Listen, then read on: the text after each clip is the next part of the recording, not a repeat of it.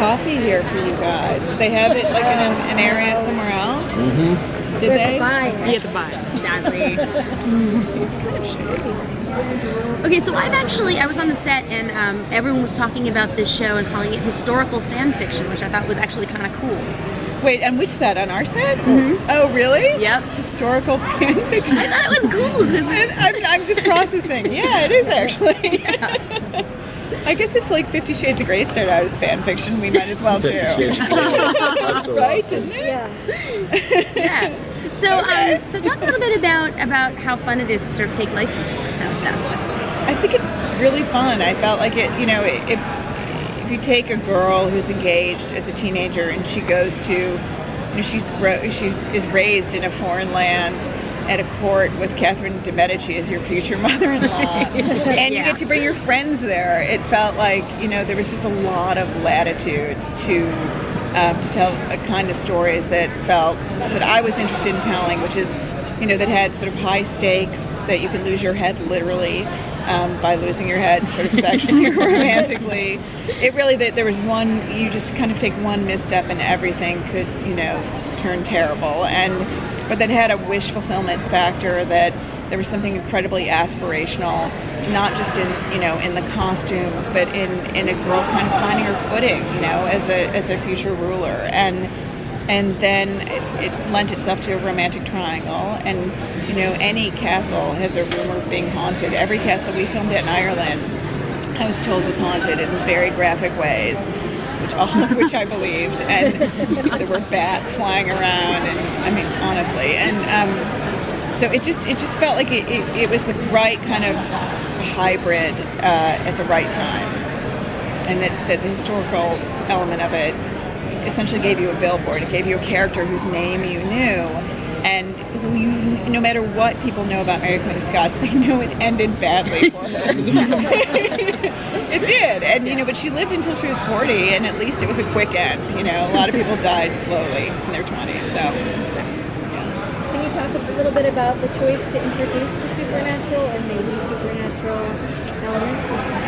Yeah, it's what I wanted to write, honestly, and I felt like it was a time of great superstition and much barbarism, but sort of a magical realism that the fact that Nostradamus was at court, and he was at court as a seer and a prophet, and so the people of that time believed in magic, and it gave the show.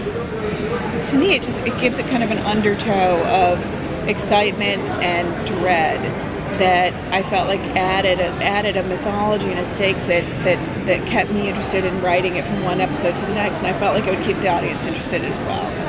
Give it a mystery. We're all referring to the Nostradamus as Hunky Nostradamus, right? I was just saying that they were talking about shipping when we were on the stage on the panel.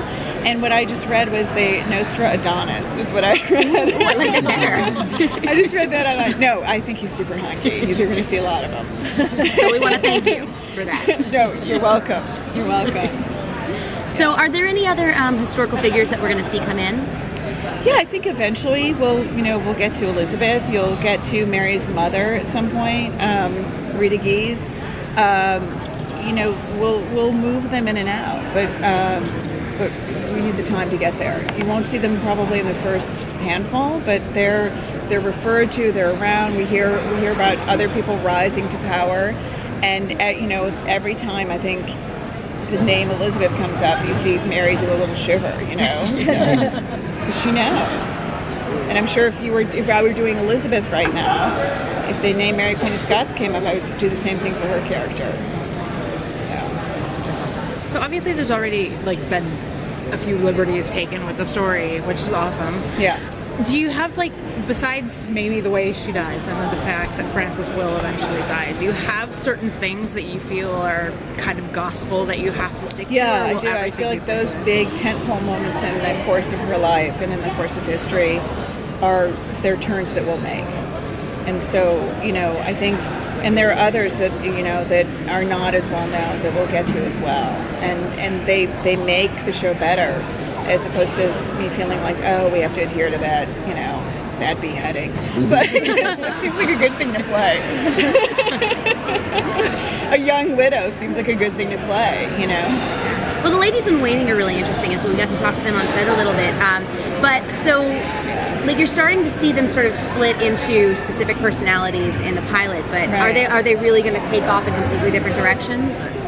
I mean, you get hints of who they are in the pilot, and they'll make surprising turns over the course of their life at court. I think, one of the characters will become disenfranchised and see the hierarchy of the times and realize just the injustice of it, and that will cause her to make a huge mistake. And it's probably not the best thing to sleep with the king when his wife is Catherine de Medici, and already has a lifelong powerful mistress.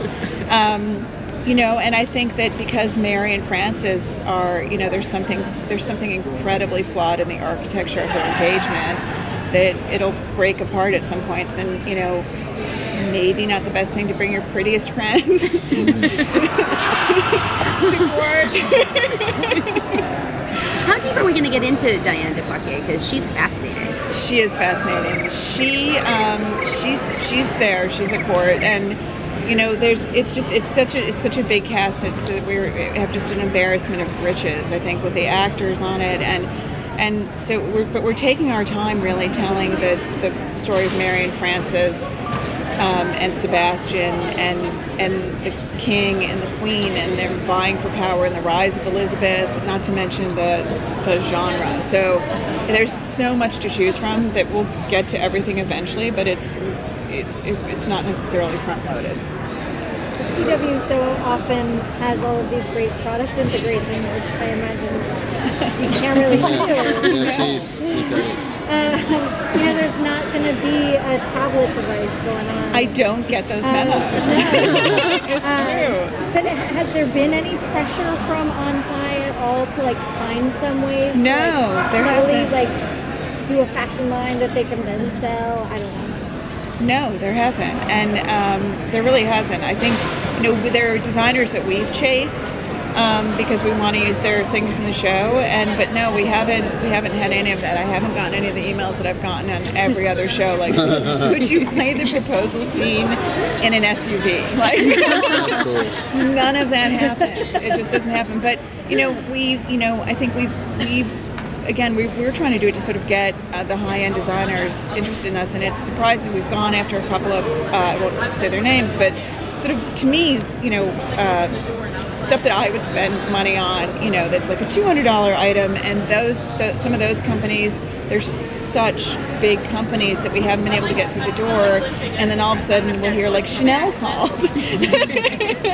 So it's kind of amazing. And the clothes are amazing. The clothes are amazing, and it's Meredith Wentworth-Pollock who does the clothes, and she did Gossip Girl, and she did Heart of Dixie, and she's a genius, and just the loveliest person ever, and so collaborative. She's great. I just texted her over there and said, I found a belt, can I buy it? And I was like, how tiny does it have to be? And she said, tiny. So, because it's not really for us. Now, what do you see as the show is going forward to the next season? In terms of where do I see the stories going? Yes. I see it moving along. It moves along at a clip. It moves, the pacing of it picks up, the stakes of it pick up, and the consequences pick up, and we don't hold anything back, and we'll barrel ahead. Just barrel ahead. There's lots of places to go, including Scotland. A lot of period dramas, I guess, this time period. Mary kind of got to kind of least frequently. Although now she's had a resurgence. Yeah, exactly. Yeah, she's all over the place. She's all the rage. So what kind of drew you to doing a series by Mary? I worked with another writer on developing the pilot, and she had a fixation on Mary Queen of Scots, and I had a fixation on the CW, and beloved child was Rain. Yeah. Thank you, you guys. Thank you so much. Thank you. I'm glad you were at the set. Oh my God, it was